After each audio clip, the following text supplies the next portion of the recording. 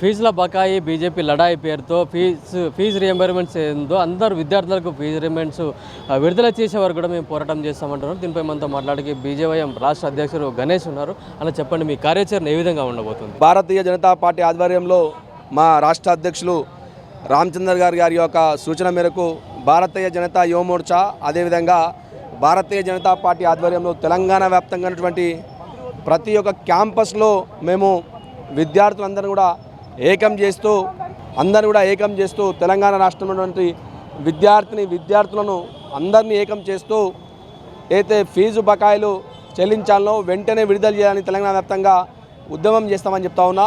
ఈ కాంగ్రెస్ పార్టీ ఈరోజు రాహుల్ గాంధీ ఢిల్లీ పురవీధుల్లో చేసిన ధర్నాలు గుర్తుపెట్టుకుని రాహుల్ గాంధీ ఇదే హైదరాబాద్కు వచ్చి లక్షల ఉద్యోగాలు ఇస్తామని చెప్పి జాబ్ క్యాలెండర్ చెప్పినటువంటి రాహుల్ గాంధీ ఈరోజు ముఖం చాటేసి ఢిల్లీ పురవీధుల్లో ధర్నా చేసినటువంటి రాహుల్ గాంధీ హెచ్చరిస్తూ ఉన్నా.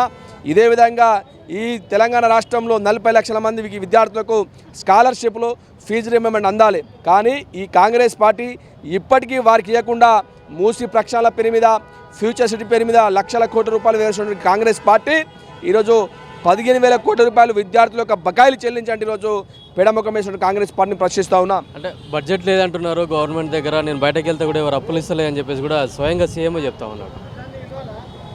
నేను సీఎంను ప్రశ్నిస్తూ ఉన్నా.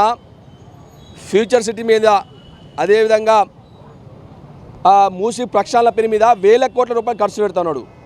ఎందుకంటే అక్కడ కమిషన్లు వస్తాయి, ఇక్కడ కమిషన్లు రావు. ఈ 15,000 కోట్ల రూపాయలు విద్యార్థుల యొక్క అకౌంట్లో వేయాలి. మూసి ప్రక్షాళన మీద వేసినటువంటి కోట్లు జోబులో వేసుకోవాల్సిన ఉద్దేశంతో ఈరోజు కాంగ్రెస్ పార్టీ వివరిస్తూ ఉన్నది.